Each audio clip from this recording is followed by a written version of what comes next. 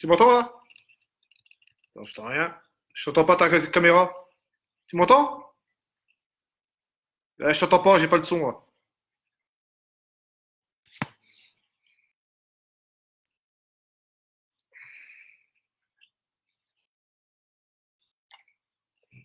Là, tu m'entends? Et toi? Fais un essai? Non, je t'entends pas, ça marche pas. Pas de micro.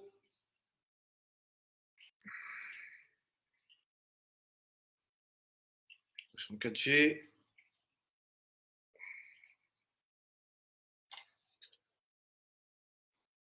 Hop. Hop.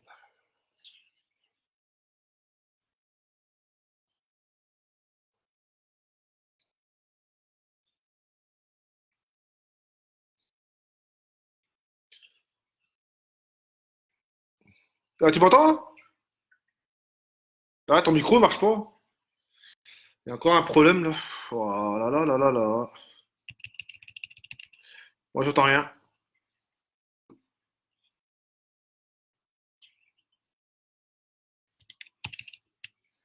Je t'entends pas.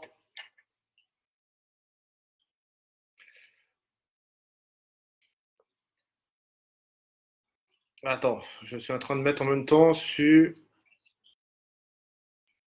YouTube. Suivant.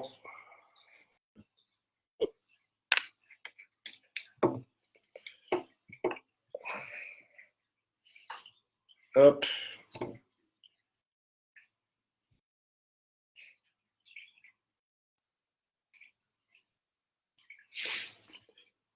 Mhm.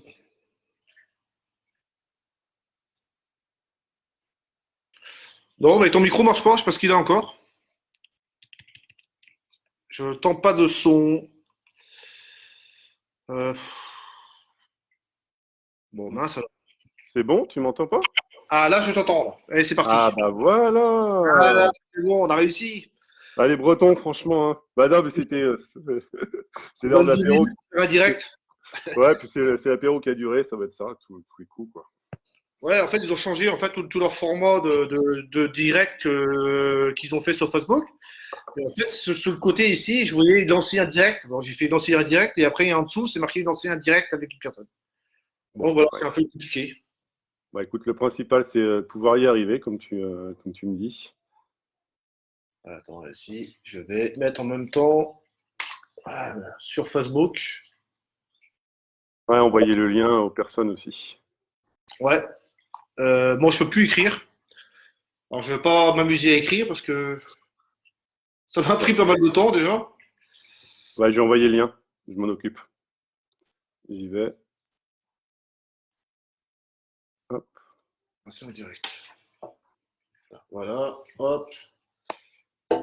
Je mets en même temps.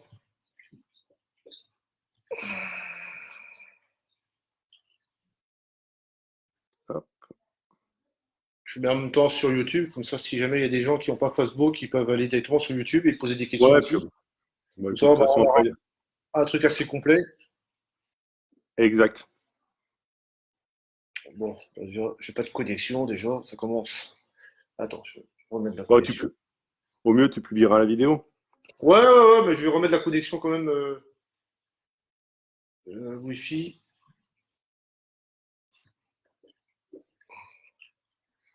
Voilà, ça c'est bon. Bon, autrement, comment ça va avec ton bac?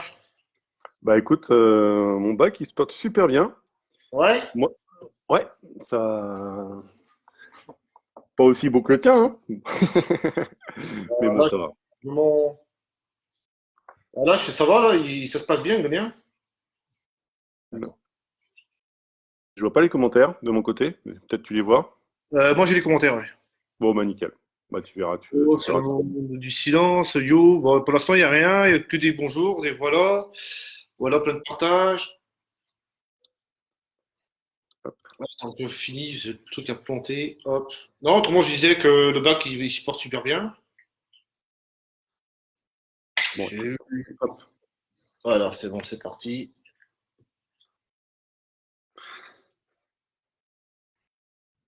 C'est parti. Non, bah, le gogno, tu vois, le Oui. gogno, tu vois, il est arrivé bien grand, bien gros. Bon, il n'est pas encore aussi expansé que j'ai connu. Ouais. Ouais.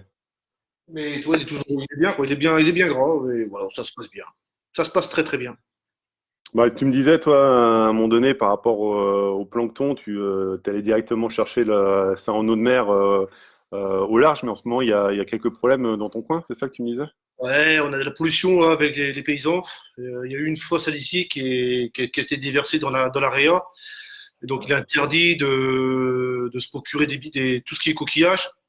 Ouais, Donc, on dit si les coquillages sont pollués, donc c'est que l'eau est aussi polluée, donc on évite de faire des changements d'eau, là.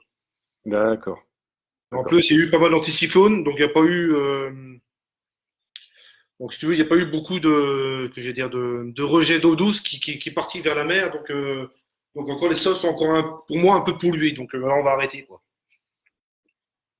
Donc c'est pour ça que, bon, l'idée, tu voulais parler du plancton, phyto, zooplancton, c'est un peu ça, un peu l'objectif. Alors, de toute façon, s'il y a des commentaires, hein, tu me les transféreras, parce que là, je les vois pas. Je vois Ouais, juste je ton dirais. beau visage avec ton bel aquarium derrière. C'est pour ça que je voulais changer de mon bonnier. Donc j'ai fait exprès, toi, j'ai pris le portable de ma femme et hop, j'ai dit on va faire ça sympa, comme ça c'est un peu mieux. Ouais, tu vois, puis après, je te montrerai, je me suis préparé quelques réacteurs pour montrer pour ceux qui sont intéressés pour comment fabriquer des réacteurs, aussi à phyto. Ouais, c'est vrai. Bah écoute, le phytoplancton, c'est ce qui est plutôt cool, comme je te disais, hein, parce que ça fait plus de 5 ans, quoi, je crois qu'on se connaît, on s'est déjà vu plusieurs fois. Ouais, bon, Euh, on mais sent que mais depuis maintenant, j'ai l'impression, depuis un an et demi, ça commence à être vraiment démocratisé. Ça, c'est plutôt cool.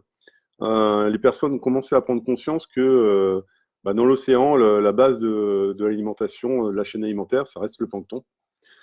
Et que quand on essaye de reproduire dans un milieu clos un récif, donc un petit bout de mer, il y a différentes méthodes chaque récifaliste a sa méthode, mais c'est vrai que quand on regarde les méthodes naturelles, bah, c'est assez sympa de pouvoir essayer de copier la nature en mettant du phyto et du zooplancton. Donc, et ça marche plutôt bien. Comme tu disais, tu parlais de mon bac. Moi, à l'époque, j'ai connu quelques soucis il y a 4-5 ans de ça sur mon bac.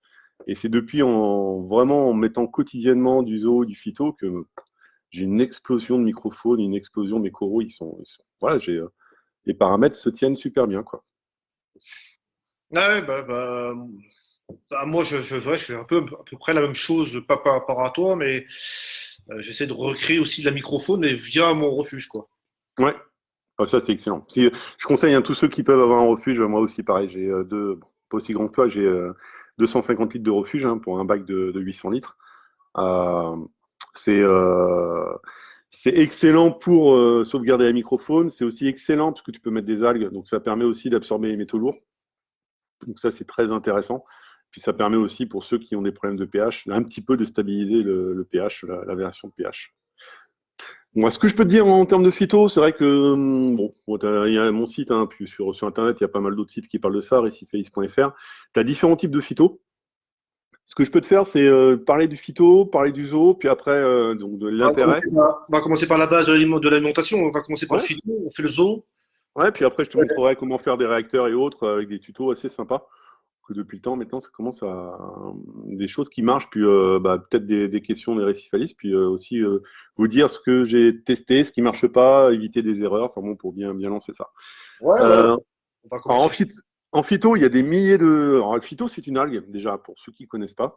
Quand on parle de plancton en général, le plancton, je dis souvent pour simplifier, hein, je ne suis pas scientifique, hein, pour vraiment simplifier, tu as vraiment deux écosystèmes. Tu as le phytoplancton, donc plutôt dérivé des algues, et tu as le zooplancton, ce qui est micro-organisme vivant. Donc dans le zooplancton, tu vas avoir de la microfaune, que ce soit benthique jusqu'à de la macrofaune.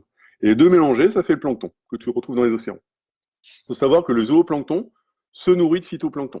Donc, si on peut parler de phytoplancton, aujourd'hui, il y a des milliers de types de phytoplancton. J'ai essayé de synthétiser sur quelques souches qui sont assez sympas. Donc, si on parle vraiment, c'est quoi l'intérêt du phytoplancton?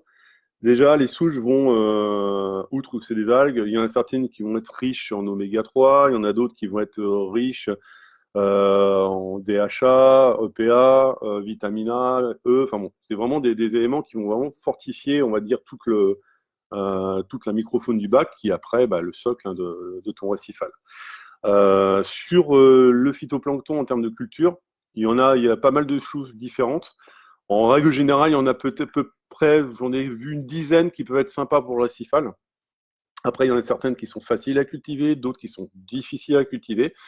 Comme pour un bac récifal, ça va être la stabilité. La stabilité, donc la moindre variation et autre va faire que tu peux aller à une crash d'une culture.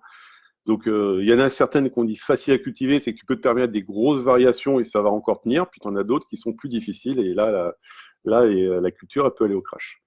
En règle générale, je conseille de mélanger 2-3 souches dans un bac. Ça couvre assez largement le spectre aussi au niveau nutritionnel, si tu veux. Voilà. Et après, en termes de souches assez faciles, je parle souvent de la Nanochlorypsis, que ce soit Oculata ou Salina. Ce sont des souches qui sont pas mal bien en termes d'acides gras, sources de pH, sont beaucoup utilisées parfois dans des fermes d'élevage pour tout ce qui est élevage de rotifères, de copépodes. Donc ça permet de nourrir aussi la microfaune. Simple à cultiver, donc puis les coraux, ils adorent. Donc, voilà, plus globalement, on peut dire par rapport au phytoplancton. Est-ce que tu avais des questions par rapport à ça? Non, je n'ai pas vu, à part des saluts et des bonjours, j'ai pas vu de questions. Pareil aussi, si vous avez des questions là-dessus, hein, n'hésitez pas à en mettre. Je vais les retransmettre à David. Donc après, en souche de phytoplancton, il y en a un peu partout, ça commence à se démocratiser. Je dis souvent, le mieux, c'est déjà de pouvoir en mettre dans son bac, donc ça c'est sympa. La quantité, c'est complètement variable, on va dire, par rapport à la consommation du bac. T'imagines quelqu'un qui démarre un bac avec un ensemencement, par exemple, de microfaune, donc le bac il est vide, il n'y a rien. Tu ne vas pas mettre la même quantité de phytoplancton que sur un bac qui est complètement mature avec plein de coraux qui vont tout consommer en une nuit, si tu veux. Donc la quantité est complètement variable par rapport à la consommation du bac, mais aussi par rapport à ce qu'on appelle la concentration du phytoplancton.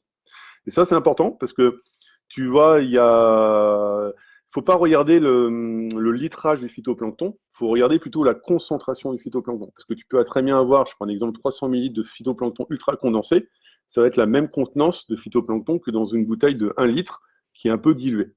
Ouais. Donc la concentration, c'est pas compliqué, tu as des outils sur le site, je montre que tu as le disque de Séchi qui va permettre de voir la concentration de phytoplancton. En gros, tu prends un verre, tu mets une paille, si entre la paille et le bord du verre, tu as 2 cm. Si tu n'arrives plus à voir la paille, c'est que le phyto est vraiment bien concentré. Voilà. Okay. Petit tuto assez sympa. Donc sur le phyto, je donne souvent une moyenne 4 ml par tranche de 100 litres de bac à donner, principalement le soir ou le matin. Bon, pourquoi le soir et le matin? Parce que c'est là où la microfaune chasse, et surtout les coraux, ils chassent à fond à cette période-là. Donc ça, c'est la première chose. Souvent, je dis plutôt tous les 2 jours, parce que ça va permettre déjà de ne pas trop donner, de voir comment le bac se comporte. Et si le bac consomme tout, vous pouvez augmenter, tu peux augmenter un peu les doses si tu veux. Quand tu as un bac qui commence à être ensemencé, donc il n'y a pas de coraux, il n'y a pas de vivant, il n'y a rien du tout, il y a juste de la microfaune, là, tu divises les doses par 2. C'est 2 ml par tranche de 100 litres tous les 2 jours. Voilà. Quand tu fais des distributions de plancton, comme ça, tu n'as pas d'algues ou de cyano qui apparaissent ou des trucs comme ça? Donc après, logiquement non, puisque si tu as des algues qui peuvent apparaître, tu peux avoir à un moment donné des diatomées qui peuvent apparaître, par exemple sur donc diatomée, c'est filtre, disons, c'est un peu un voile marron qui peut apparaître sur les vitres.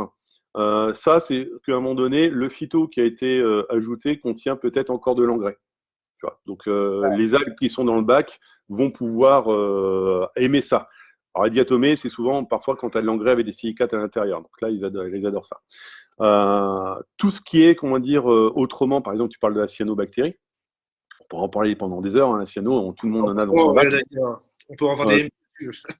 Il y a des remèdes, soi-disant miracles, que en quelques jours, tu n'as plus de cyano. Donc ça, c'est du chimique. Encore une fois de plus, je ne juge pas du tout tous ceux qui peuvent utiliser tel type de remède. Moi, je suis plus pour les remèdes naturels. Donc, qui dit naturel, ça ne va pas flinguer le bac, mais ça va prendre son temps. Donc, déjà, la cyanobactérie. Si j'ai la cyano, je cherche déjà les sources. Exactement, c'est ça. C'est trouver les sources, pourquoi il y a la cyano. Et souvent, il y a plusieurs paramètres en même temps. Voilà.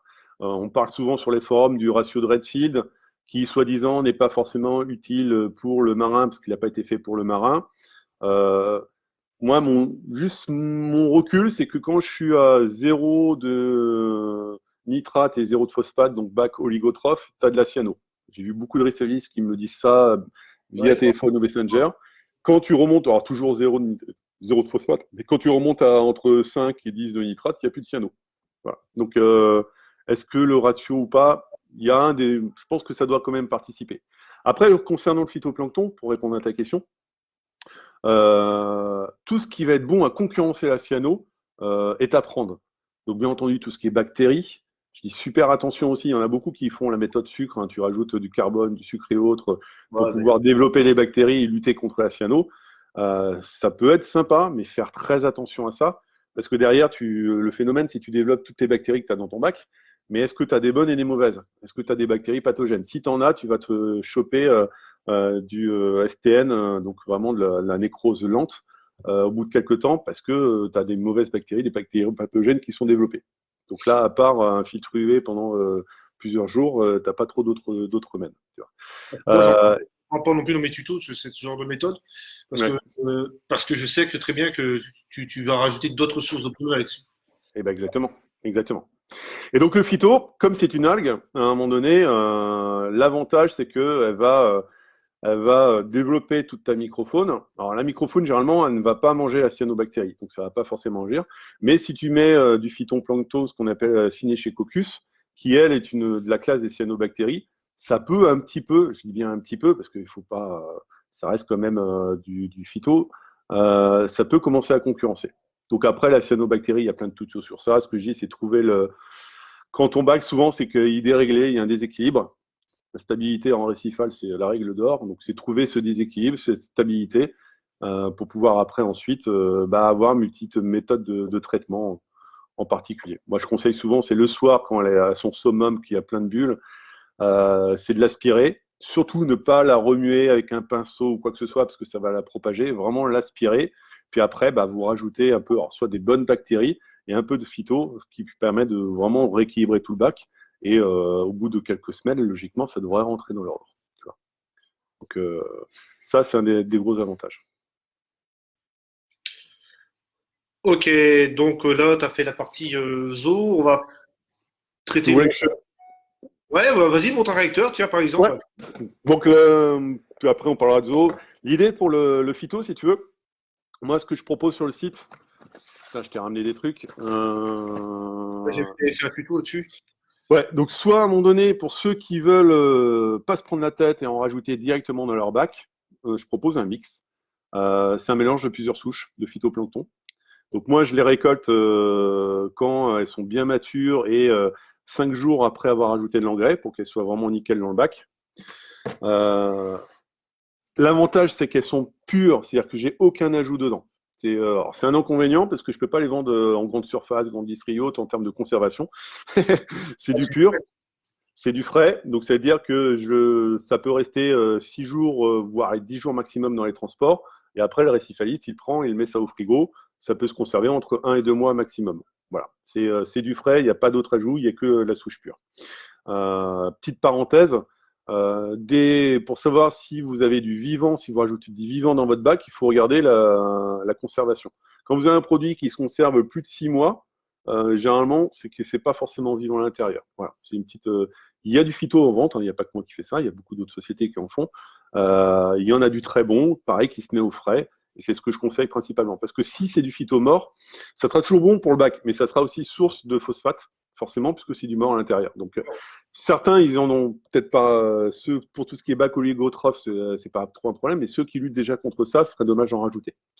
Donc mixte, puis surtout le but, parce qu'à l'époque, c'est pour ça que j'ai créé la boîte, c'est que moi, je voulais en cultiver et j'ai eu du mal à trouver, fournir de bonnes souches pures qui ne soient pas complètement diluées. Donc après, on va avoir différents types de souches selon le souhait de la culture. Alors la culture, pareil, sur le site, j'ai un tuto. Je te montre ouais, c'est un peu grand, ouais. Je te montre un réacteur. Donc là, on a un tube acrylique. Hein, là, je l'ai acheté pour pas faire de la pub, parce que je trouve qu'il fait des bons produits, c'est chez Neo 3 Plus. L'idée du réacteur, si tu veux, je le mets comme ça. Ouais. Ça va être comme pour dans les grands aquariums publics. J'ai vu ça à l'aquarium de La Rochelle, chez eux à l'intérieur.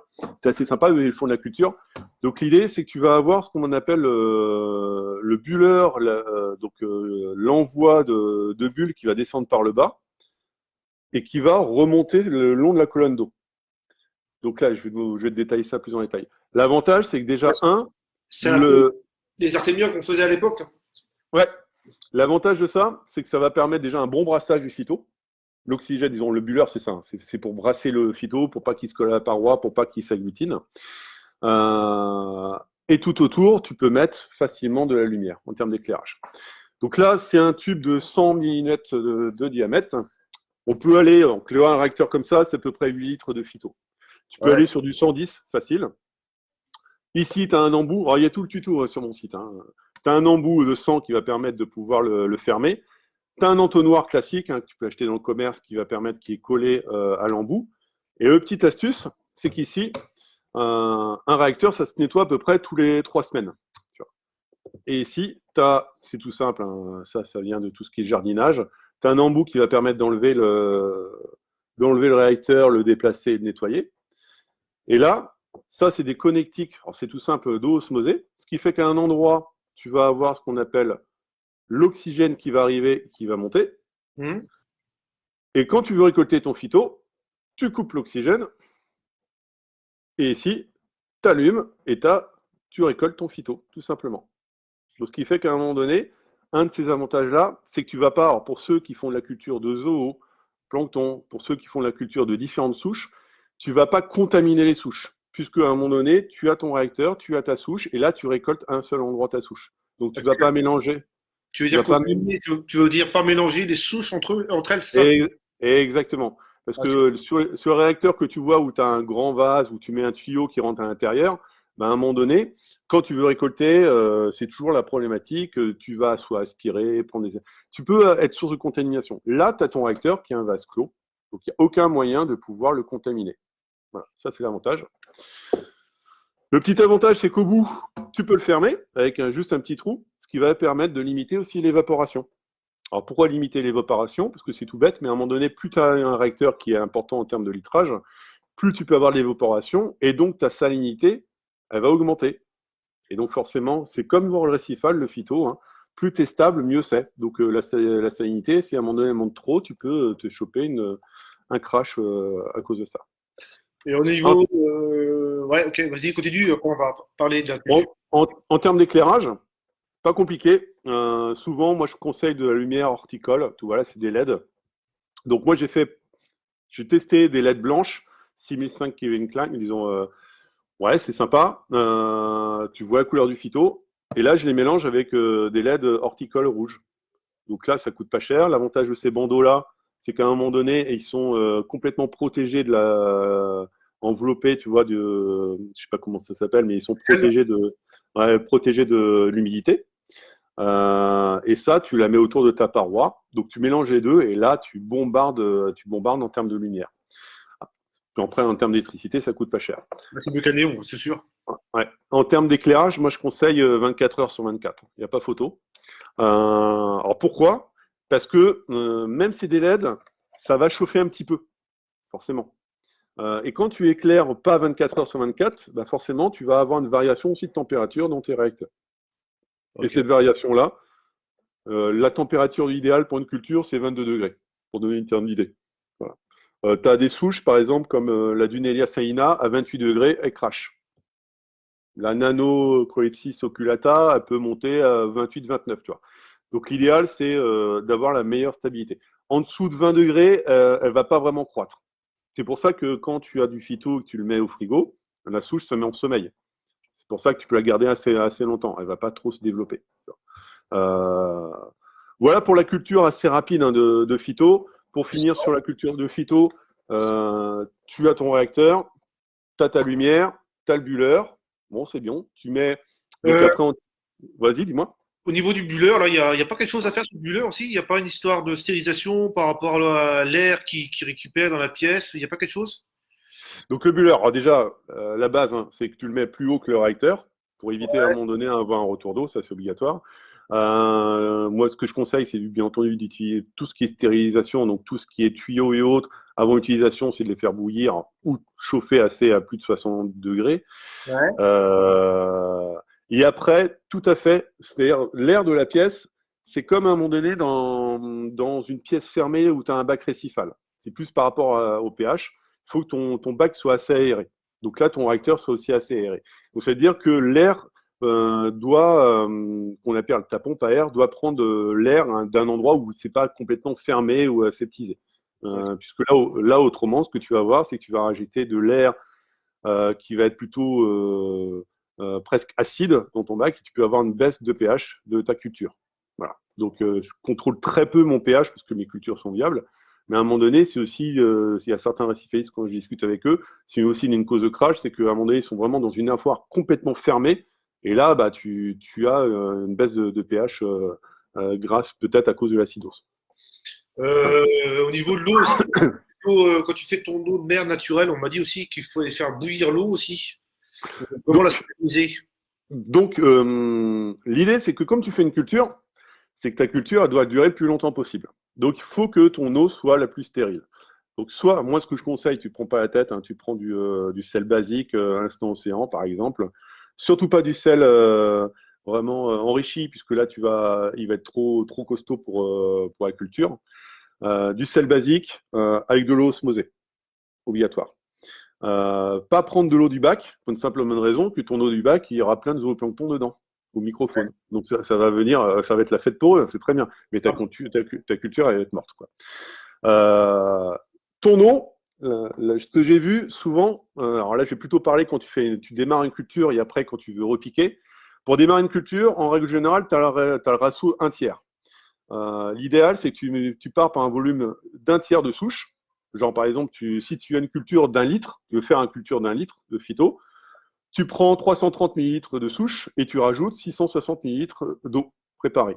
Et là, tu as ta culture d'1 litre que tu peux lancer. Il ne faut pas trop diluer. C'est-à-dire qu'à un moment donné, si tu as un réacteur de 2 litres, si tu mets 330 millilitres de souche, tu ne vas pas rajouter presque 1,5 litre d'eau, parce que ta souche, elle va être beaucoup trop diluée.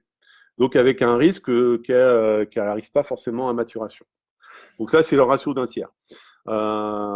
Ton eau, ce qui est intéressant, c'est que, alors quand tu imagines, tu as un réacteur d'1 litre, à cela, tu vas rajouter de l'engrais, je vais en parler tout à l'heure de l'engrais. Puis à un moment donné, au bout de, allez, on va dire, selon la concentration de la souche, au bout de entre 10 et 15 jours, tu vas pouvoir commencer à récolter.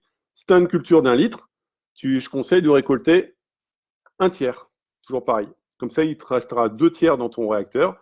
Ce 1/3, tu le récoltes, tu le mets au frais au frigo et tu re-remplis d'1/3 d'eau préparée, salée que tu as fait. Voilà. Et comme ça, tu tournes. Alors pourquoi 1/3? Pareil, c'est pour éviter que ta souche, disons, ta culture soit trop diluée. Alors après, la question, faire très attention, c'est que quand on va repiquer une souche, il faut que la température de l'eau que tu vas rajouter soit la même température que ton réacteur. Sinon, on va avoir un déséquilibre. Pas bon pour la souche. La même salinité. Donc là, c'est une petite astuce. Si ta culture est à 1025, à un moment donné, peut-être rajouter de l'eau à 1024, parce que tu peux compenser comme ça naturellement tous les 15 jours ou tous les 10 jours ta salinité. Voilà, comme ça, ta salinité, elle ne bouge pas. Et ce que je conseille, c'est préparer son sel la veille. Parce que ton sel, il est quand même agressif. Et si tu prépares juste ton sel 10 minutes avant de rajouter dans ta culture, bah, ça peut attaquer aussi ton phyto. Et ça peut aussi cracher ta culture. Voilà, c'est des petites astuces comme ça. Voilà. Et après, dis-moi, il y a peut-être des questions sur ça, puis Ouais, après, je vais parler de nos tout à l'heure, quand tu parlais tout à l'heure de la densité du plancton, Ouais. il y a John qui dit si on la congèle, si on congèle le phyto, quel est l'intérêt? Elle est bonne ou pas du tout? Alors, si Par tu rapport à congèles par rapport à la vivante, quoi. si tu congèles ton phyto, ça va toujours être bon pour après rajouter dans ton bac. Je suis en train de. Tu peux. Il y en a certains qui ont réussi à relancer des cultures grâce à ça. Là, je suis en train de faire des tests dans mon petit labo où là, j'ai mis des souches ça fait déjà 2 mois qu'elles sont au frigo. Et je vais essayer de les relancer. Je ferai un tuto sur ça. Pour voir combien de temps on peut les garder dans le frigo pour pouvoir relancer ces cultures si à un moment donné, j'ai une culture qui crache. Donc, pour répondre à la question, si tu as trop de phytoplancton, tu peux le mettre au congèle. Comme ça, après, tu t'en serviras pour pouvoir petit à petit donner à ton bac. Généralement, c'est plutôt la vraie question, si tu en as trop, c'est peut-être que tu as surdimensionné ton réacteur par rapport à la consommation de ton bac. Donc, c'est toujours cette question-là. C'est comme tout, c'est comme un réacteur à calcaire ou d'autres. Il faut toujours voir la bonne dimension par rapport à la consommation que tu as de ton bac en particulier. Je vois pas les questions, donc si tu en as d'autres, tu me dis. Hein. Ah non, vous avez avancé une question aussi, mais sur mon Messenger personnel. Autre, Donc après, et donc, ouais, bah vas-y, autrement, je savais pas répondre. il y a Michael qui me demande aussi quelle densité pour la préparation. Densité de plancton, je pense. Ah, pour la préparation, alors, toi, tu as la densité de l'eau en elle-même, donc je conseille du 1024. Voilà, ce qui entre 1023 et 1025, c'est toujours bon, hein, entre parenthèses. Petite information, tu vois, tu as le phytoplancton du Nelia sainina. Ça, c'est assez sympa parce que quand je m'étais lancé dans ça il y a quelques années de ça, j'avais appris des choses. Le Nelia sainina, la particularité de ce phyto-là, c'est qu'il est beaucoup utilisé dans les marais salants où tu as une forte salinité. Et quand il y a presque plus d'eau et il devient, donc la salinité est assez forte, il commence à avoir une couleur rouge, ce phyto-là. Et c'est les Artemia saina qui en mangent. Ah, ok. C'est pour ça. C'est pour ça que Exactement. Et c'est pour ça que ça s'appelle comme ça. Et c'est ce qui donne la couleur des flamants roses, puisque les flamants roses mangent les Artemia saina. Voilà, c'est tout bête. C'est grâce à l'algue du Nelia saina. c'est à Donc base ça, de carotène, ça s'appelle. exactement. Après, en termes de concentration, comme je dis sur mon site, tu vas avoir ce qu'on appelle le disque de Secchi qui va permettre de voir la forte concentration. Là, je suis à peu près à 10 microns. J'utilise un microscope. Après, à vue d'œil, comme je te dis, à un moment donné, quand tu as ton réacteur, pour ceux qui ont un réacteur classique avec un buller par le milieu, quand tu ne vois plus la paille qui permet de voir le buller, c'est que ton phyto est assez concentré. Alors, faire attention à ça, parce que quand on n'a pas parlé de la règle de vie d'un phyto, quand tu lances une culture, la première semaine, la culture elle va être exponentielle. Elle va croître, elle va croître. À un moment donné, ce qui est logique, elle va commencer à se densifier. Forcément, la photosynthèse va moins pénétrer à l'intérieur. Et donc, tu vas rapidement, au bout de 10-15 jours, 15 jours selon toutes ces variables, pourquoi je donne des ratios, ça va être selon la puissance de l'éclairage, la durée de l'éclairage, l'engrais donné. Enfin bon, il y a plein de paramètres. Et ce qui est intéressant, c'est qu'à un moment donné, elle va avoir une phase de plateau, ton phyto, qui va être assez compact, assez dense. Si tu récoltes pas, si tu fais rien, à un moment donné, il va décliner, il va mourir.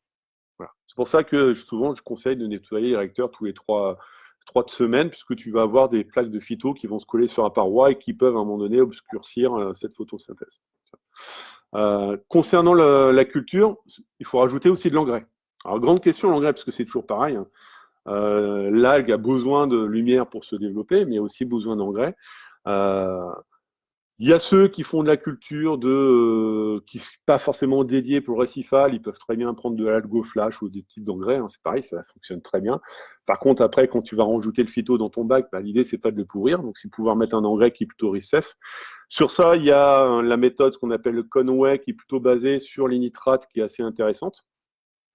Mais ne marchera pas pour le phyto, par exemple, Synechococcus sp, qui lui a besoin un engrais basé plutôt sur IC4 et le phosphore. Et tu as l'engrais, ce qu'on appelle le F2P, la formule Guillard, qui est assez sympa. C'est pas l'engrais orchidée? Non, ça c'est un engrais. Le F2P, bon, sur mon site, tu as toute la formule aussi. Ouais. Pourquoi il est sympa? C'est que par exemple, le Conway, tu es obligé de rajouter des vitamines à côté, qui est très important, différents types de vitamines pour le phyto. L'engrais F2P, tu as tout qui est mélangé dedans avec les vitamines. Sur mon site, tu vas retrouver, alors, pour ceux qui font des petites cultures, je l'ai nommé comme ça, la marque PhytoBoost. Ouais, c'est tout simple, hein, c'est de l'engrais qui est déjà dilué, qui est déjà préparé. Tu rajoutes 1 millilitre par tranche de 100 litres, par tranche de 1 litre de culture plutôt, tous les 3-4 jours environ.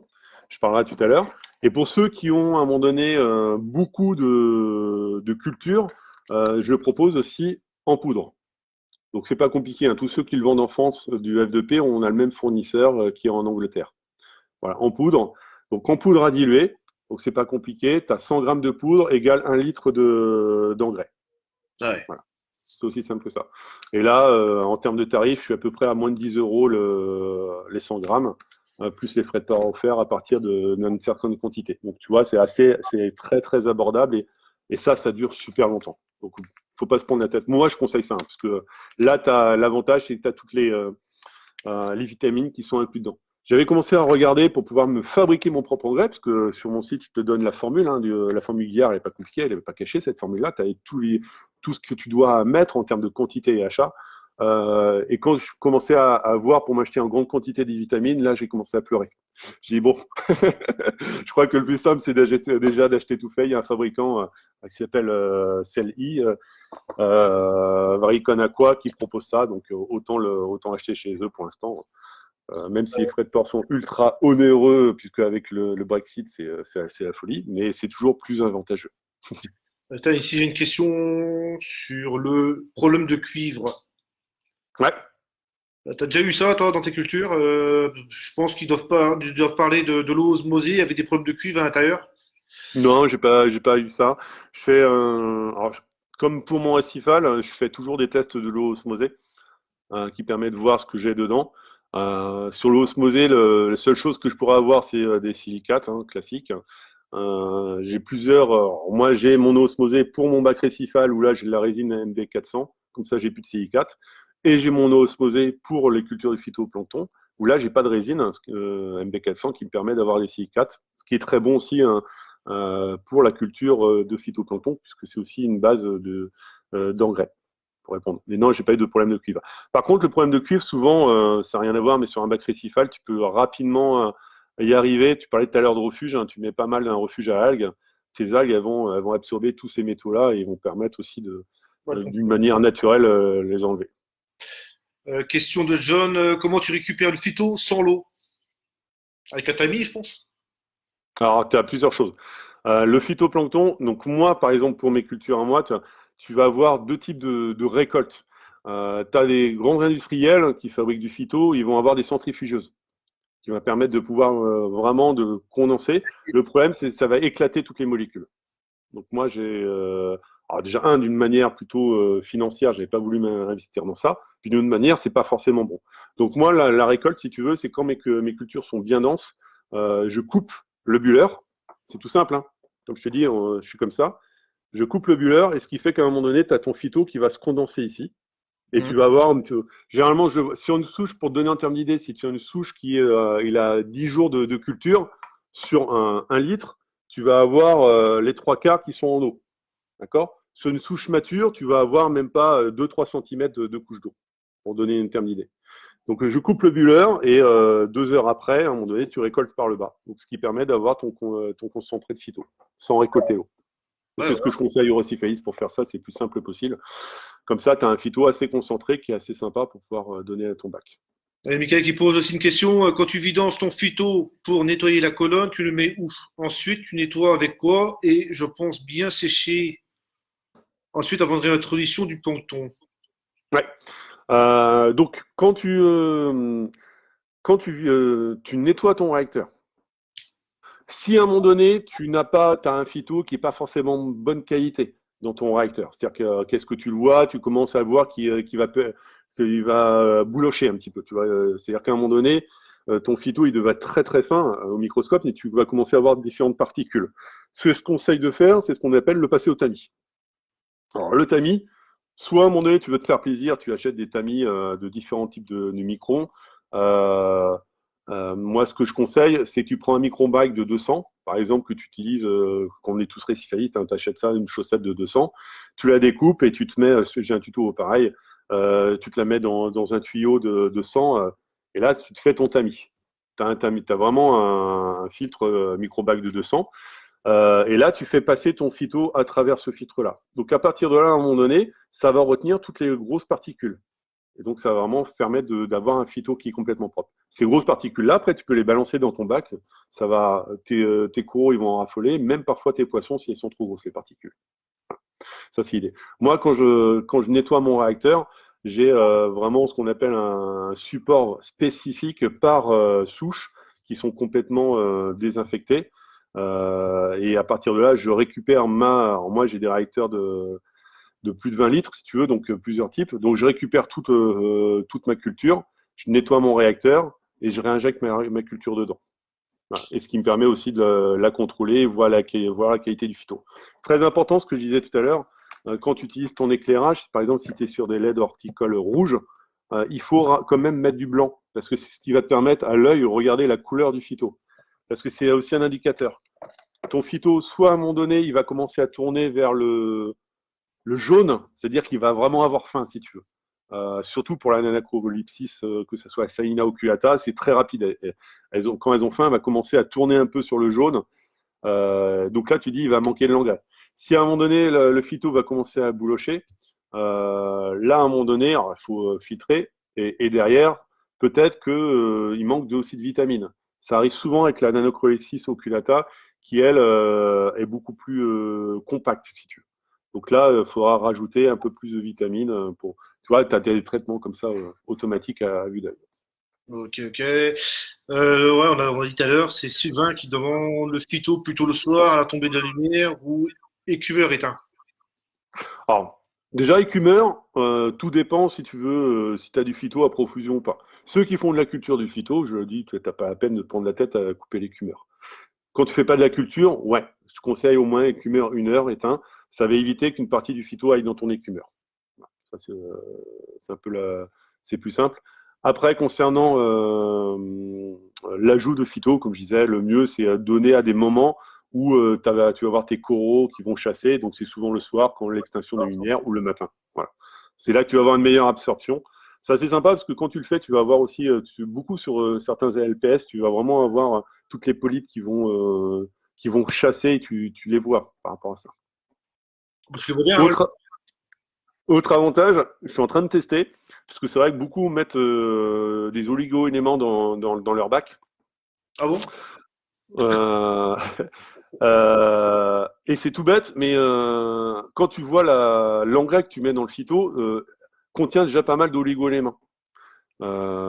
Et donc, normalement, c'est pour ça que je suis en train de tester, là, je suis en train de voir, je fais des tests ATI et tout. Logiquement, dans ton phyto, tu devras retrouver un peu d'oligo-éléments. Donc, logiquement, mais là, je ferai un tuto ultérieurement sur ça. Moi, j'ai stoppé les oligo-éléments depuis plus de 6 mois dans mon bac. Je ne vois pas la différence. Parce que déjà, dans mon phyto, je sais que j'en ai. Mais après, à quelle contenance et autres, je ferai un tuto plus précis sur ça. Ouais, il Donc, faut voir lequel Lego est exactement. dans l'algue. Ah, logiquement, tu le retrouves par rapport à l'engrais que tu mets dans ton phyto. Hein. Forcément, l'engrais que tu mets dans ton phyto se retrouve dans le phyto. Et à partir de là, il y a une partie consommée et l'autre partie qui n'est pas consommée. Donc, tu vas retrouver un peu de fer obligatoirement. L'iode, Euh, peut-être de l'iode, forcément. Ouais, de l'iode. Après, tu vas un peu de magnénèse. Tu vas avoir certains éléments. Mais bon, voilà, c'est. les manganèses et l'iode, c'est des valeurs très faibles dans l'eau de mer. Mm. Après, moi, ce que je rajoute, moi, c'est plutôt les grosses concentrations qui me manquent, comme le strontium, le fluor aussi qui me manque beaucoup. Ouais, ah, c'est vrai. Ça, le strontium, c'est des coraux durs, hein. Ça pompe énormément. Donc voilà pour la culture. Après, s'il y a des questions, n'hésitez pas. Là, j'en vois pas pour l'instant. Là, on a fait le phyto, on a fait le tuto sur le phyto. On va faire le plancton maintenant, le zooplancton maintenant. Ouais. Tu avais quelque chose à dire là-dessus? Donc le zooplancton, tu veux, pareil, hein, le zooplancton, je vais plutôt parler, tu as deux types de zooplancton. Tu vas avoir le zooplancton qui est super intéressant pour pouvoir démarrer des bacs d'ensemencement, disons vraiment semencer en microfaune. Donc c'est souvent ce qu'il faut, c'est du zooplancton, voire du métazooplancton, c'est tout ce qui est benthique. Ça, moi, c'est pas mon créneau. T'en as certains comme Aquamicrophone ou d'autres boîtes qui font ça, qui sont très bons et je préfère les laisser sur ça. Puis après, tu vas avoir du zooplancton qui va être intéressant pour pouvoir continuer de pouvoir rajouter un peu de microfaune dans ton bac. Donc souvent, c'est du mélange qu'on appelle colonne d'eau et un peu de benthique avec quelques copépodes. Donc dans le zooplancton, il y a tout ce qui est colonne d'eau, ça va surtout servir pour tout ce qui est les coraux. Alors le plus classique, hein, les rotifères, c'est très simple à cultiver. La culture, Pour tout ce qui est, petite parenthèse, pour tout ce qui est culture de zooplancton, il faut d'abord maîtriser la culture de phyto. C'est obligatoire. Pour une simple bonne raison, parce que pour te donner un terme d'idée, si tu as, en ratio, si tu as 1 litre de culture de zooplancton, ça va être à peu près, allez, on va dire, 300 millilitres de phyto qui va être absorbé en une journée sur une culture qui est bientôt mature. Donc ça te bouffe vraiment du phytoplancton, c'est impressionnant. Donc si tu maîtrises pas déjà ta culture de phyto, c'est mort. Après, en culture de zooplancton, le plus intéressant, alors, moi je distingue deux choses. Tu vas avoir ce qu'on appelle le zooplancton, tout ce qui est copépode, puis après rotifère.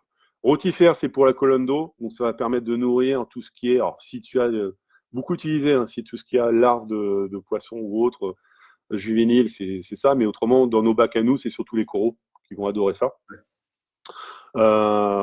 Donc ça, c'est plutôt pour les coraux, ça part dans la colonne d'eau. Tu en as à profusion, c'est exponentiel, donc ta culture en 12 jours, un rotifère, la durée de vie d'un rotifère, c'est maximum 12 jours, pour te donner un terme d'idée. Donc là, tu renouvelles assez facilement ta culture. Je pourrais en parler tout à l'heure, comment faire une culture sur ça. Et après, les copépodes qui sont super intéressants, parce que dans les copépodes, pareil, tu vas avoir des copépodes qui vont être plutôt de la colonne d'eau, donc comme par exemple les copépodes tigres, qui sont d'une certaine taille, vraiment visibles à l'œil nu. Puis après, certains copépodes qu'on va appeler plutôt des copépodes benthiques. Donc là, eux sont intéressants aussi. Tu me parlais l'autre jour, tu soulevais une bouture, tu en as plein en dessous. Tu les retrouves vraiment au fond dans le substrat. Ils vont nettoyer et manger tout ce qui est saleté de ton bac. Donc ça, c'est intéressant. Et ça va être la chaîne alimentaire. Quand tu as un poisson, par exemple, mandarin dans ton bac ou plusieurs mandarins, ils se nourrissent que de ça. Donc, obligatoirement, tu en as besoin. Bon, et puis après, les coraux et les LPS, ils adorent. Moi, tu vois, j'ai pas mal de LPS, donc un Cataphilia. Il a presque doublé de volume en quelques années. C'est impressionnant. Et ça, ils se nourrissent de ça à profusion.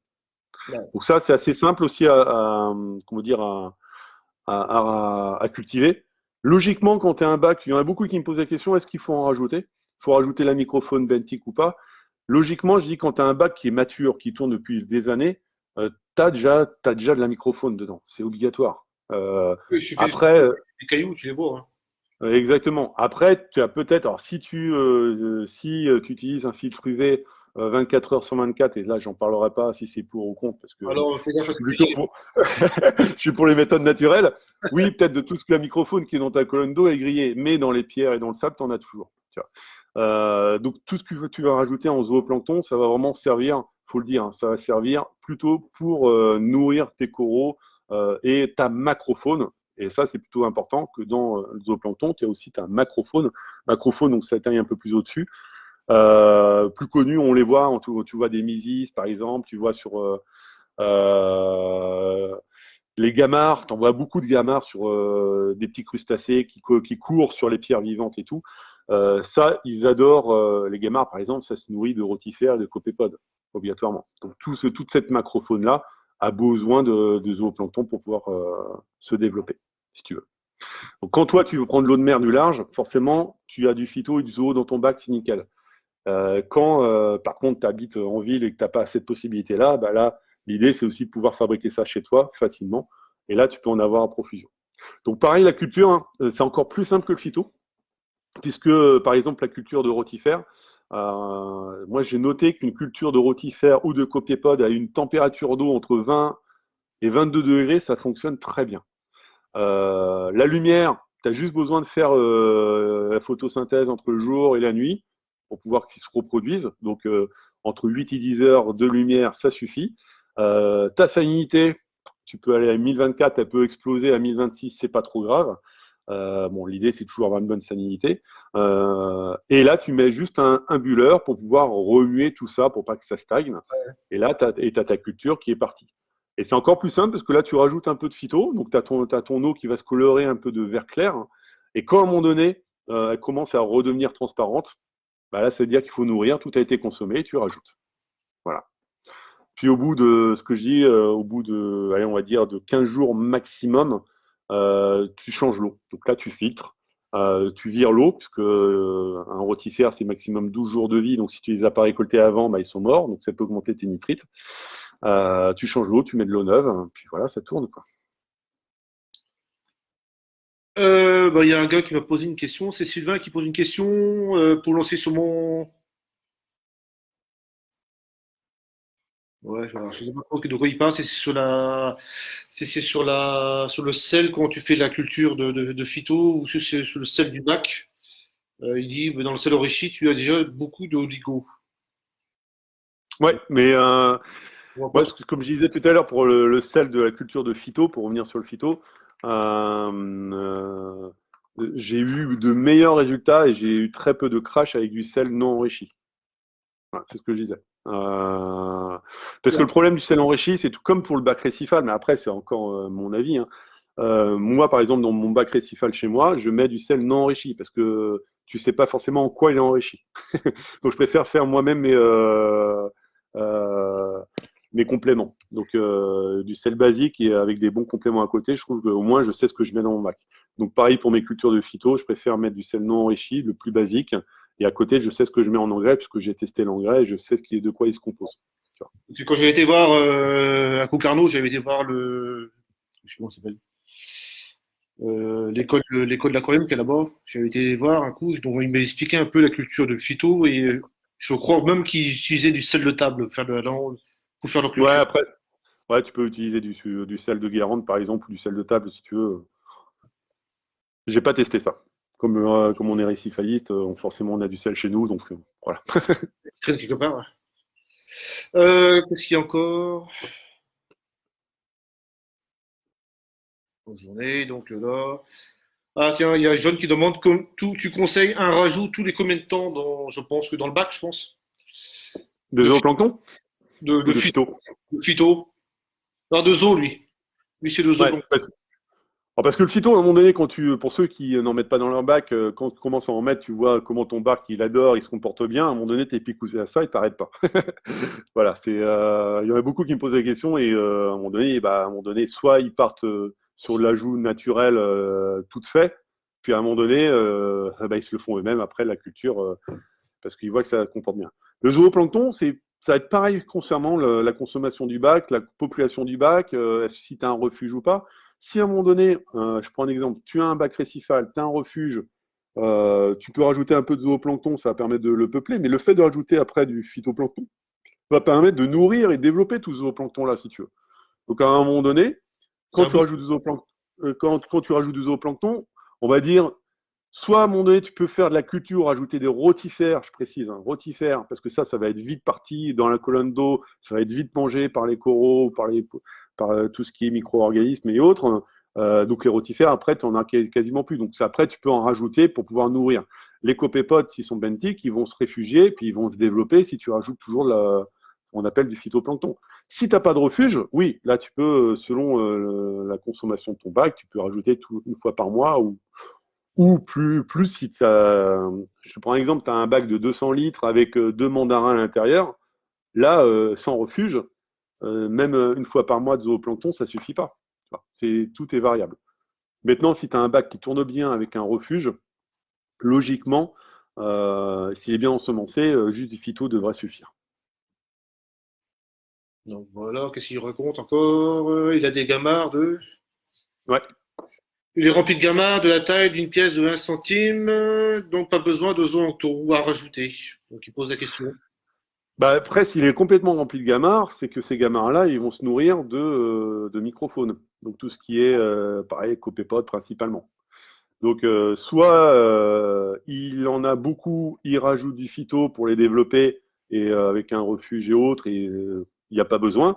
Soit à un moment donné, il rajoute pas de phytoplancton, il n'a pas de refuge. Bah, à un moment donné, les gamards, ils vont plus rien avoir avec tes, puis à terme, il va de moins en moins en avoir. Si tu veux. Toujours pareil, hein, chaque bac est différent. Après, il faut bien comprendre la logique de la chaîne alimentaire, et à partir de là, tu vois qu'est-ce qui peut bloquer, qu'est-ce qui peut coincer dans ton bac récifal, qu'est-ce que tu n'as pas, qu'est-ce qui n'est pas stable. Parce que lui, Voilà. John, je sais qu'il a un bac assez petit, je crois que c'est un bac de 60 litres qu'il a. Ouais. Il a pas mal de LPS, donc ouais, la consommation peut être assez vite. Ouais, exactement. C'est pour ça que je dis chaque bac est différent selon. C'est toujours pareil hein, dans le récifal, comme tu le sais bien, c'est la stabilité, c'est dimensionner tes coraux, ta population de poissons par rapport aussi à la consommation. Si par exemple il met dans 60 litres un mandarin, bah là c'est mort. Hein. Même avec le plein d'ajouts de zooplancton, le mandarin il va pas tenir. vois, c'est toujours pareil. Pareil. Tiens, il y a une question aussi sur ton concurrent Easy SP, SPPS. T'as des avis? Easy, Ouais, le Easy SP, comment? la nourriture pour les coraux à petits polypes. Easy SPPS. J'ai utilisé ce produit, j'ai pas trouvé ça génial. J'ai eu, Après, j'ai eu beaucoup de cyano euh, là-dessus, j'ai eu beaucoup de plein de choses, quoi, mais j'ai pas trouvé que le produit était bien pour nourrir les coraux. après, j'ai l'avantage d'avoir très peu de concurrents. Je m'explique. J'ai un créneau où, en toute en transparence, mon défaut produit, c'est que je suis du 100% vivant, sans ajout dedans comment dire, Ouais, de conservateurs le gel. euh, et de tout, tu vois. Donc, c'est mon défaut, mais qui est aussi ma force. Je m'explique pourquoi. Parce que ce défaut-là, bah, je ne peux pas le vendre en grande distrie, je ne peux pas le vendre en magasin, je ne peux pas le vendre. J'ai quelques partenaires de quelques poissonniers, gros magasins d'aquariophilie qui sont revendeurs en Belgique et en France de mes produits, par exemple. Mais on est vraiment en live, c'est-à-dire qu'à un moment donné, s'il y a un client qui achète, il reçoit le produit directement en flux tendu chez lui. Ça ne peut pas être stocké en magasin puisque dedans, on n'a pas de produit de conservation. À la différence de toute la plupart des produits de phyto qu'on retrouve dans le commerce où il y a des produits de conservation dedans. Donc, ce que souvent je dis, c'est faut regarder la date de péremption ou la durée de conservation du produit. Si le produit est marqué se conserve par exemple 2 mois ou 3 mois au frigo, logiquement, ça va être du bon produit vivant, obligatoirement. S'il est marqué plus de 6 mois, voire un an, alors là, tu dis que si c'est un an, par exemple, sur tout ce qui est poudre ou gel et autres, là, c'est du mort. Si tu rajoutes du phyto mort à l'intérieur de ton bac. Donc, c'est toujours mieux que rien, entre parenthèses, mais ça reste du phyto mort. C'est, Ah, c'est un peu comme le donc, lait. C'est un peu comme le lait, les yaourts, t'as des yaourts qui peuvent durer 2 ans et t'as des yaourts qui durent 6 mois, quoi, ou même pas, 3 mois, ils sont déjà morts. ouais. Tu vois, donc après, là, ce que moi je propose, c'est surtout à la base, c'était plutôt pour aider les récidivistes à faire leur propre culture chez eux, donc des souches qui sont vraiment pures, qui sont pas mélangées avec d'autres souches et qui sont bien concentrées. Puis pour ceux qui ne veulent pas le faire de la culture, là, ils mettent vraiment du vivant dedans, quoi. C'est aussi simple. Puis pour ceux aussi, parce qu'il y en a beaucoup qui maintenant font de la culture, parce qu'ils ont acheté des produits chez moi, puis après ils font de la culture, ils en revendent sur le Bon Coin, eBay et autres. Ce qui est très bien, ça permet de démocratiser, j'ai rien contre, je trouve ça super. Mais ça permet pour ceux qui veulent savoir vraiment ce qu'il y a dans le phyto et pas flinguer leur bac, au moins ils ont, en gros, c'est pour ça que j'ai monté la société, ils ont un repère et un professionnel où tu sais derrière, il ne va pas rajouter tout et n'importe quoi dans sa culture. Au moins tu sais que tu vas avoir de la qualité pour mettre dans ton bac. Il y a une question. Le dosage est de 4 millilitres pour 100 litres. Peut-on augmenter la dose? Si oui, à quel moment on sait on peut l'augmenter? Ouais. Alors le dosage 4 ml pour 100 litres, comme je disais tout à l'heure, Ouais, c'est une moyenne que j'ai vue moi-même, hein, et c'est par rapport à les différents types. Il faut bien comprendre que j'ai plein de réciféistes qui commandent et chaque récifiste a des bacs différents. Et donc à un moment donné, il faut bien donner une moyenne. Quand tu es sur un bac de démarrage, que tu n'as pas du tout de micro, tu as juste la microphone, tu n'as pas de coraux, tu n'as rien qui vont consommer le phyto, là, c'est même pas 2 millilitres tous les 2 jours. Tu vois, c'est vraiment très bas. 4 millilitres, tu peux assez facilement augmenter la dose. Pour donner un terme d'idée, en discutant avec des réciféistes, j'ai des réciféistes qui ont des bacs de entre 500 et 1000 litres. Ils sont rapidement à 300 millilitres de phyto tous les 2 jours. Tu vois. Donc, ça peut monter vite. C'est la consommation de tes coraux. Donc, à quoi tu vas le voir? En règle générale, c'est quand tu vas commencer à avoir les vitres qui vont verdir ou soit on parlait tout à l'heure, avoir des diatomées dessus. C'est-à-dire qu'à un moment donné, tout le phyto ne va pas être consommé. Peut-être tu peux avoir un peu de résidu d'engrais qui va lui aussi ne pas être consommé. Et donc, tu vas commencer à avoir ce phénomène vitre verte, si tu veux, ou diatomée. Donc là, quand tu commences à avoir ce phénomène-là, c'est que tu as peut-être donné trop de phyto par rapport à la consommation de ton bac et donc réduire un peu pour que tout soit consommé. Petite astuce, c'est nettoyer vos vitres aussi le soir. Voilà. Quand tu fais ça, ça permet aussi de propager tout ça pendant la nuit et ce qui évite pendant plusieurs jours, tu es tranquille. Bah oui, Que de nettoyer le matin ou journée. les poissons, ils aiment bien ça aussi. Ah, ils adorent ça, ils adorent ça.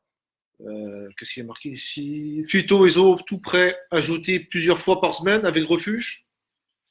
Alors, le zoo, avec refuge, Le zoo, tu peux le réensemencer, en mettre une fois si tu veux, après, mais c'est tout d'un coup, point.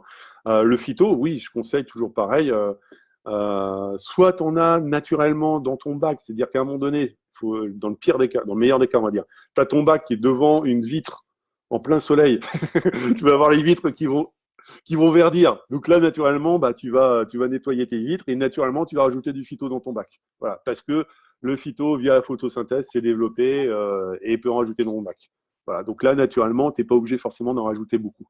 Mais autrement, bah, plus tu en rajoutes, plus ta microfaune va se développer, va grossir et les coraux vont adorer. Donc, généralement, c'est pour ça que je dis tous les 2 jours, c'est un bon ratio. En moyenne 4 millilitres par tranche de 100 litres. Donc, si tu as un bac de 1000 litres, rapidement, tu vois, tu es à 40 millilitres. Au mieux, tu peux doubler pour voir ce que ça fait. Si tu commences à être vraiment full coraux, LPS, plus tu as des bacs qui sont LPS mous, vont être consommateurs de phyto. Les SPS, beaucoup moins, forcément, parce qu'eux, ils sont carnivores, donc c'est autre chose. Ça va être plutôt la microfaune. Après, tout dépend aussi le bac que tu as. Bah, ouais, faut comprendre un peu quoi, le phyto et le zoo, quoi. Le zoo, c'est Ouais, animal, le phyto, c'est la plante. exactement.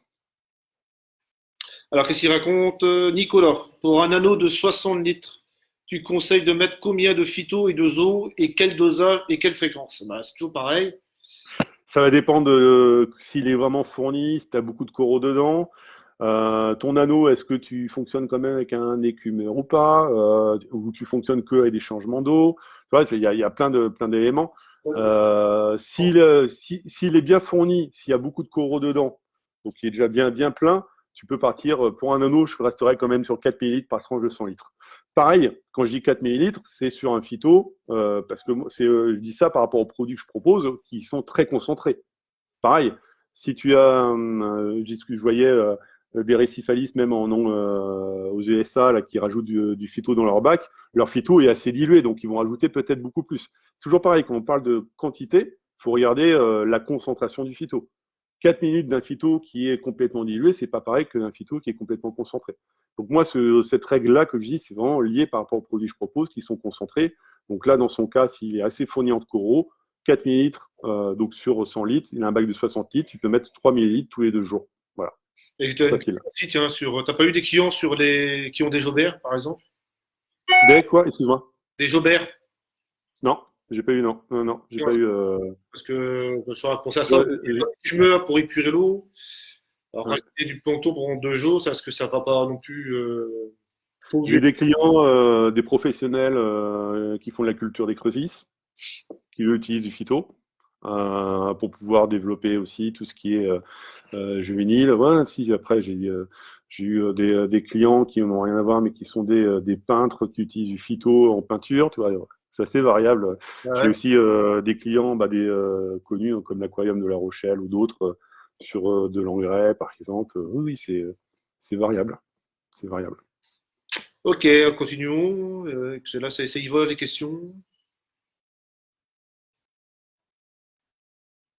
Ah oui, Blaise qui me parlait de quels soucis, je pense qu'il doit parler du ISPIS. Alors, les soucis que j'ai eus, moi, c'était beaucoup de cyano dans le bac. Bah, les vitres étaient vachement vertes aussi. Qu'est-ce que j'ai eu comme souci? Je trouvais que les pierres étaient pas belles non plus. Je trouvais qu'il y avait un petit Donc, début de verdure sur des pierres. ouais, alors si tu as, alors faire attention, si à un moment donné tu commences à avoir tes pierres, soit un dépôt de verdure sur tes pierres, ou soit un dépôt plutôt brun qui pourra être dédiatomé et autres, souvent ça va être là, alors, tu as déjà la quantité de phyto, mais aussi la qualité de phyto que tu mets dedans. Je m'explique.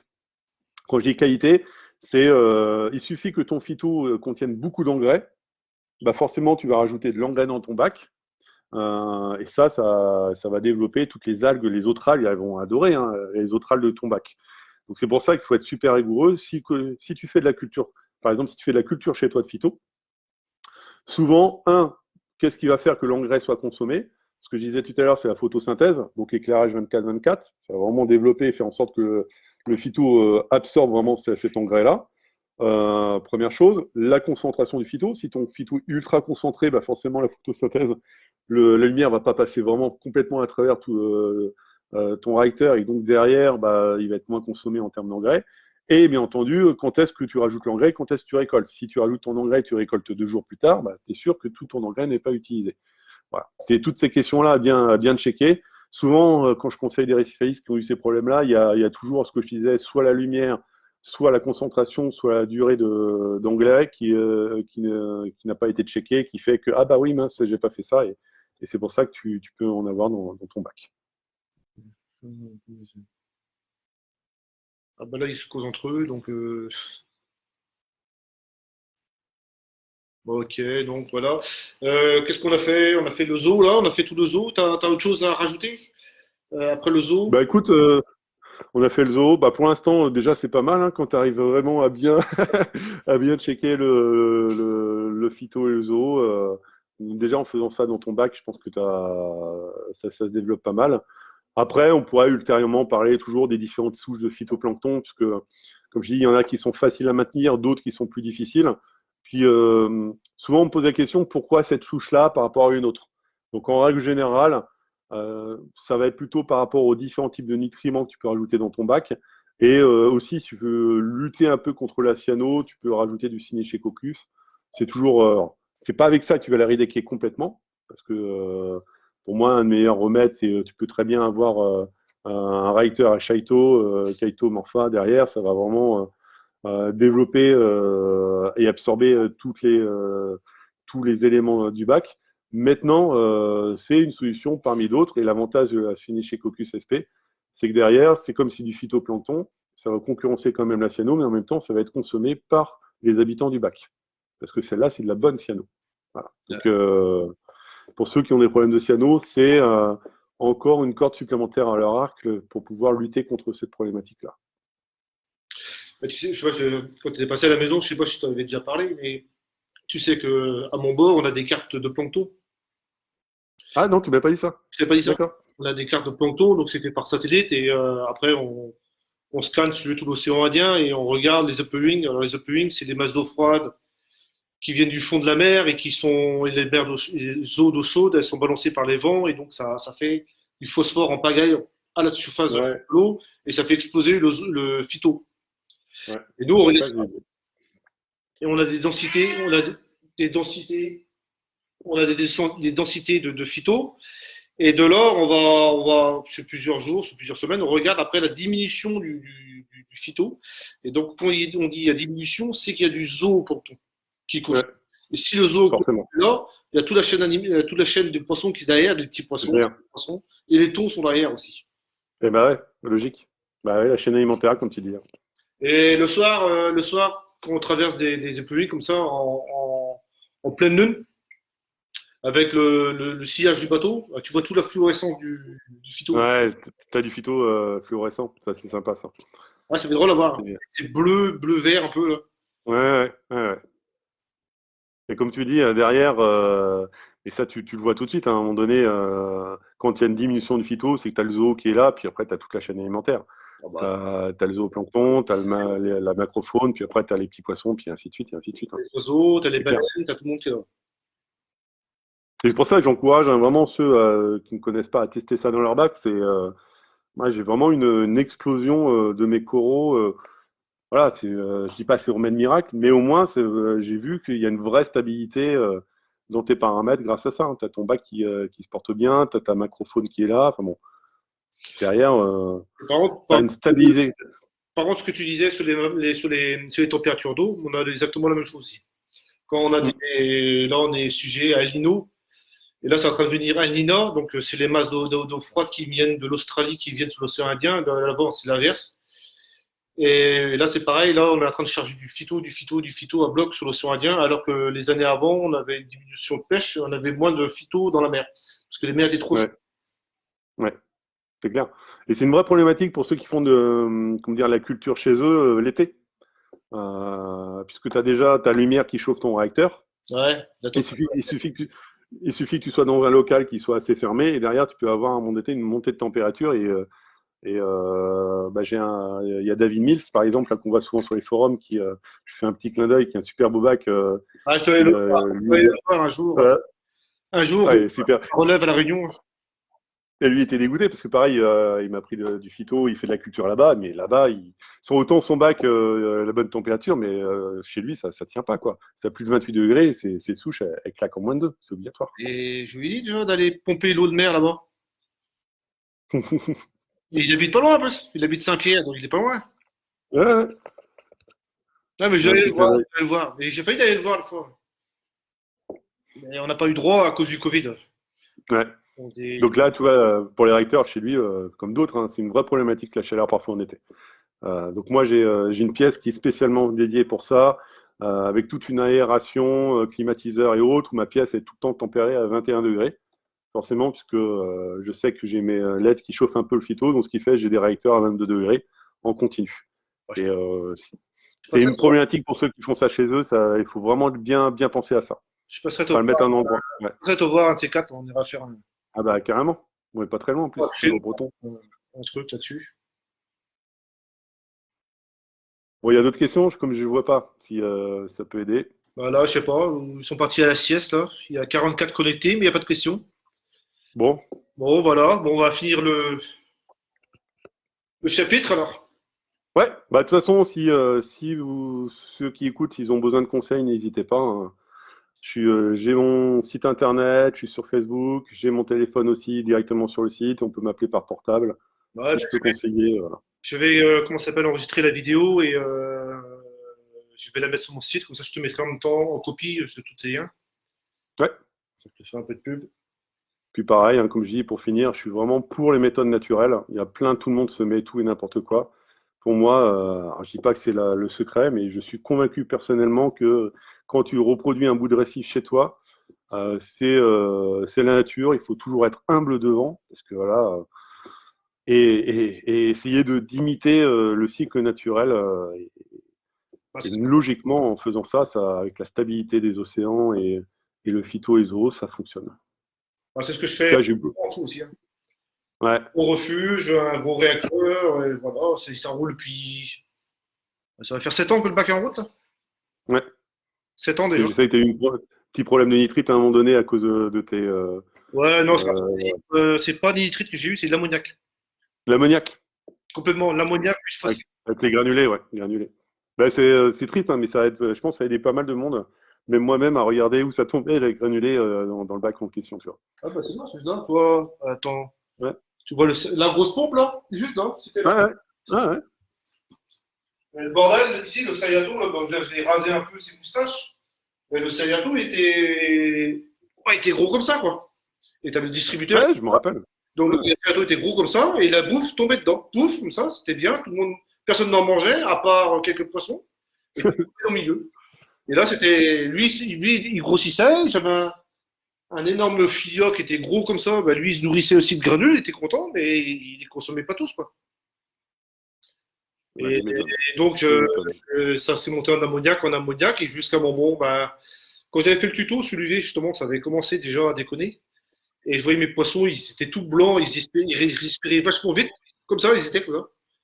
Et je se cachais, et j'ai dit, ici, ça commence bien, ici. Et quand je suis reparti en mer, bah, l'été dernier, c'est ma femme qui m'a envoyé un mot, elle me dit, il y a un problème avec ton bac, je ne sais pas qu'est-ce qu'il y a. Et on n'a jamais trouvé vraiment ce qu'il y avait.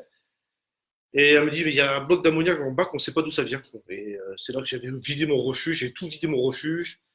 J'avais même fait toute ma qualité homorphose, tu veux, j'en avais plus dans mon aquarium. Avant, j'avais des seaux et des seaux entiers de qualité homorphose. Tout ça avait crevé. Ouais. Mais ça, j'ai tout viré et j'ai fait des gros changements d'eau à l'eau de mer naturelle. Donc, je pompais, de mémoire, je faisais 2 cuves. Donc, j'ai une grosse cuve de 900 litres. Là, ça fait 900 litres. Je pompais 900 litres d'eau de mer tous les 2 jours. Le temps de la chauffer, le temps de la balancer dans le bac. Et j'ai fait ça. Et là, ton bac est mis en partie, hein. J'ai fait ça pendant 15 jours. Donc, j'ai lessivé le bac. J'ai fait en fait 5000 litres de changement d'eau pratiquement en 15 jours. Ah, la vache. Pour le lessiver. Pour vraiment retirer toute la merde qu'il y avait dedans. Et Ouais. après, mais Et lui, il est sympa. là, je suis bien reparti.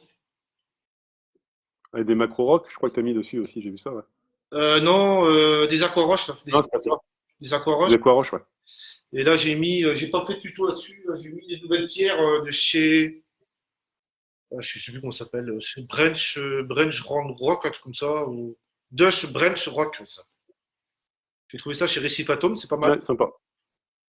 Et là, ça repart. Et voilà, comme j'ai perdu beaucoup de souches en SPS, ça m'a fait mal au cœur. J'ai pas... J'avais des grosses pièces comme ça, là, j'ai perdu pas mal. Et là, Ouais, je me rappelle. j'ai un petit Ouais, peu à la maison. ouais. Bon, un de ces quatre, quand il n'y aura plus le confinement, là, je viendrai te voir aussi, pareil. Ouais, ouais, voilà, voilà. Non, non, ça roule, là, ça roule. Et là, tu vois, je suis en train de regarder mes oligo-éléments. Et c'est vrai qu'il y a des certains oligo-éléments qui sont vachement indispensables pour les SPS et même les LPS. Ouais, ouais, Moi, tout de suite, hein, t'as le manganèse, dès que t'en mets, tes coraux, ils gonflent. Et pourtant, j'en mets ouais. très peu, hein. Je mets un ml. Bah, surtout, toi, tu as un goniopora bien rouge qui, lui, il doit bien consommer ça. Allez, là, j'en ai mis samedi, et puis il est de nouveau ouvert, on voit tout de Ouais, suite. tu Là, m'étonnes. changement d'eau aussi, d'apport de changement d'eau journalier avec mon appareil, hein. C'est super pratique, ça. Ouais, bah, pareil, j'ai mis ça. T'as trouvé J'ai un? fait ça. Bon. J'ai bien aimé ton tuto. J'ai testé ça chez moi, dans mon bac perso. Par contre, petite différence pour ceux qui veulent faire ça, petite parenthèse, ce que j'ai fait, c'est que, parce que le problème, c'est que tu as 3 minutes entre l'aspiration et le remplissage. Ouais, c'est ça.